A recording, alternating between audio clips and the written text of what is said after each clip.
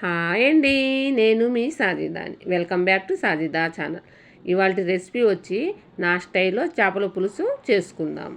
ఇప్పుడు తయారు చేసుకునే విధానం ఎలా ఉందో చూసుకుందామా.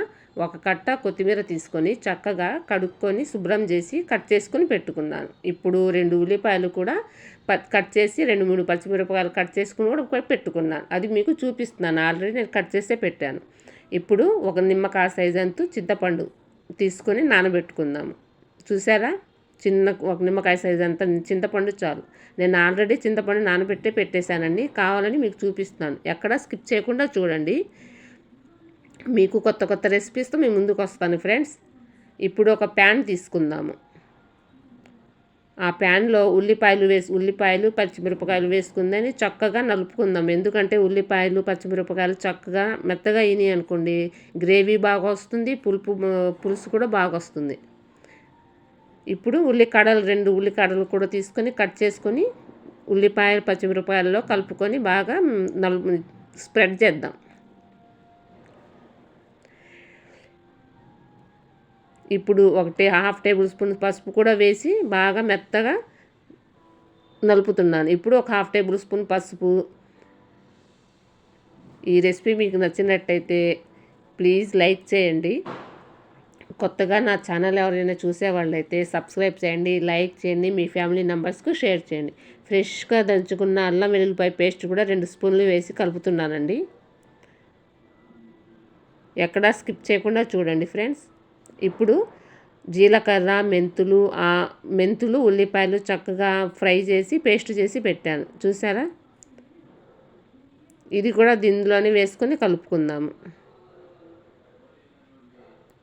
నా లాంగ్వేజ్లో ఏమన్నా కొంచెం తప్పులు ఉంటే కామెంట్ చేయండి.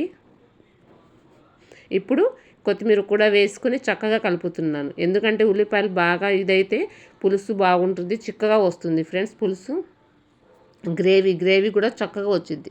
ఇప్పుడు చేప ముక్కలు శుభ్రంగా కడుక్కొని ఇప్పుడు ఇందులో వేసుకుంటున్నాను. చూడండి, మీలో ఎంతమందికి చేపల పులుసు అంటే ఇష్టమో కొంచెం కామెంట్లో పెట్టండి.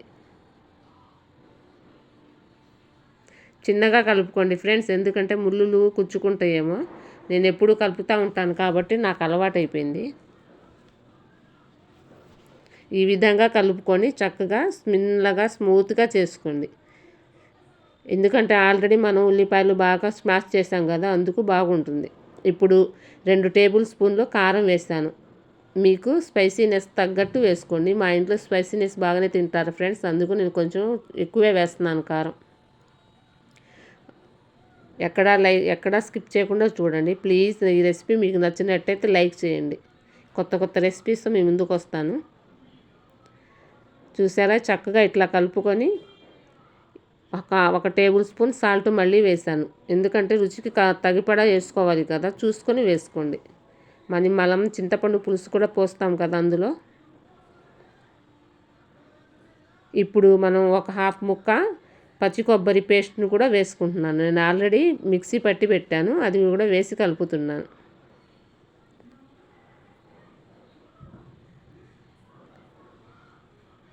ఈ విధంగా చిన్నగా స్లోగా కలుపుకోండి. ఎందుకంటే జాగ్రత్తగా కలుపుకుంటేనే కొంచెం బాగుంటుంది. ఉప్పు కారం ముక్కలకి చక్కగా స్ప్రెడ్ అవుతుంది, తగులుకుంటూ ఉంటుంది. ఇప్పుడు 2-3 టేబుల్ స్పూన్ల ఆయిల్ వేసాను. ఆయిల్ కొంచెం చేపల పులుసులో ఎక్కువే పడుతుంది కదా ఫ్రెండ్స్, అది కూడా ఆయిల్ కూడా కలిపేటట్టు చక్కగా కలుపుకోవాలి.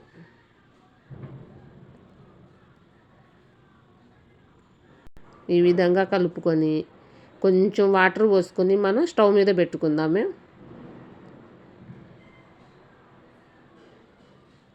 దీపావళి పండుగ ఎట్లా జరుపుకున్నారు ఫ్రెండ్స్? ఇంట్లో హ్యాపీ దివాళీ లాగా చక్కగా జరుపుకున్నారు. జాగ్రత్తగా కాలవండి, దమందులు కాల్చే ఉంటారు. చూసారా, కొంచెం వాటర్ వేసాను. ఇప్పుడు మనం స్టవ్ మీద మీడియం మంటలో పెట్టుకుందాం.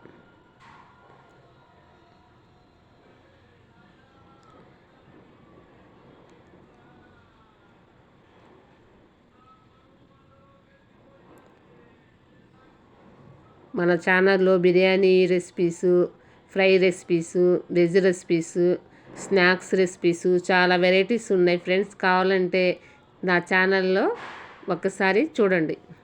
చూసారా, మనం చేప ముక్కలు కొంచెం ఉడికినాయి కదా, స్పూన్ పెట్టుకోకుండా ఇట్లా కలుపుకోండి. మళ్ళీ స్పూన్ తగిలితే చేప ముక్క విరుగుతుంది. జాగ్రత్తగా ఇట్లాగా కలుపుకుందాము.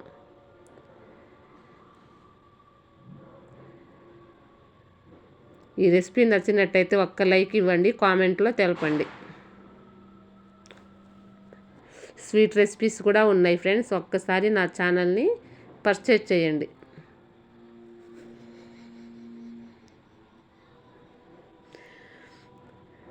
చూసారా, చింతపండు చక్కగా కూర ఉడికిపోతుంది, పులుసు. ఇప్పుడు చింతపండు పులుసు పెట్టుకున్నాం కదండి. ఇప్పుడు మనం చింతపండు బాగా ఇచ్చేసుకుని పులుసు పోసుకుందాం అందులో. ఇప్పుడు ఇంకొకసారి చక్కగా కలుపుకొని మీడియం కొంచెం హైలో పెట్టుకో, ఒక 5 మినిట్స్ హైలో పెట్టుకొని తర్వాత మీడియం సైజులో పెట్టుకుంటే చింతపండు పులుసు చక్కగా గ్రేవీ లాగా చిక్కగా వస్తుంది. చేపల పులుసులో చింతపండు పులుసు అంత చిక్కగా ఉంటే, గ్రేవీ అంత చిక్కగా ఉంటే అంత టేస్టీగా ఉంటుంది. ఇప్పుడు ధనియా పౌడర్ కొంచెం వేసాను, ఒక 1/2 టేబుల్ స్పూన్ ధనియా పౌడర్ వేసాను. స్పూన్ పెట్టకుండా కలపండి ఫ్రెండ్స్, లేకపోతే ముక్క విరుగుతుంది. చక్కగా ఉడుకుతుంది కదా. ఇప్పుడు మనం సాల్ట్ గురించి చూసుకొని రుచికి ఎంత సరిపోతుందో చూసుకొని అది కూడా వేసుకుందాం. ఇప్పుడు లాస్ట్లో కొత్తిమీర వేసుకున్న గార్నిష్ చేసుకుందాం.